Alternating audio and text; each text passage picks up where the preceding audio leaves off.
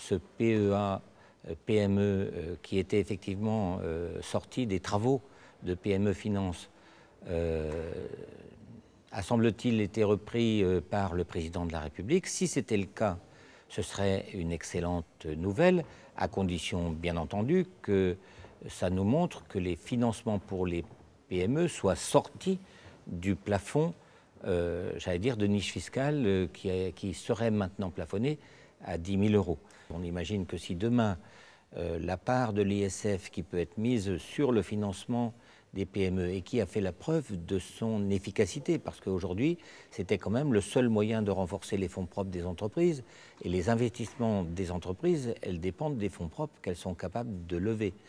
Donc si demain on redescendait à 10 000 euros, tout confondu, ce serait très grave. C'est pour ça que je disais, bon, il faut même au sein de l'ISF que ça soit sorti de la niche fiscale, parce qu'il s'agit plutôt d'un levier d'investissement dans les entreprises qu'une niche fiscale.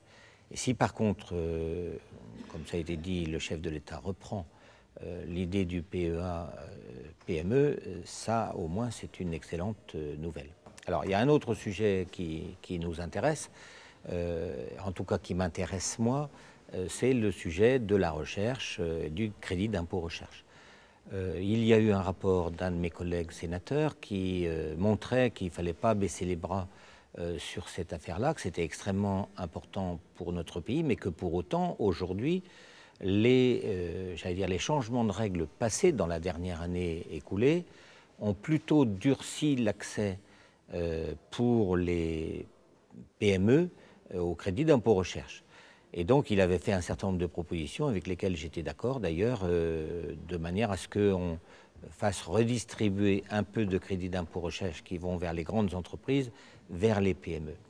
Apparemment, ce n'est pas ce vers quoi on va, et j'y suis extrêmement attentif. Alors, on nous a parlé d'un crédit d'impôt qui serait plutôt pour les PME et qui traiterait plutôt de l'innovation.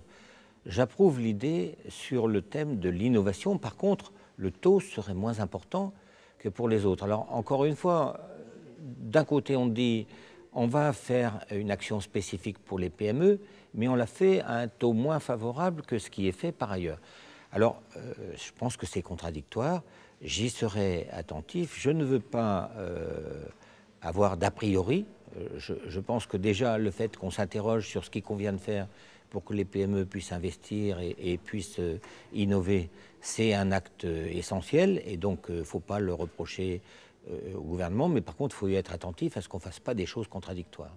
On ne peut pas dire notre avenir, l'avenir de l'emploi, c'est l'innovation, c'est les entreprises innovantes, et puis ne pas créer les conditions pour que ça marche, et surtout les conditions dans la durée. Ce sur quoi je vais continuer d'être extrêmement attentif.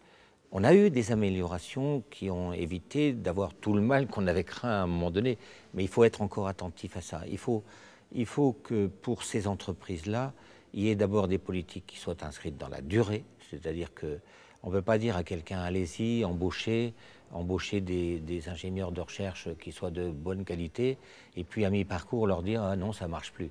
Et donc, aussi bien avec le gouvernement précédent qu'avec celui-ci, je serai extrêmement attentif à la situation des JEI, parce que moi, je considère qu'elles sont essentielles pour redresser l'équilibre économique de notre pays.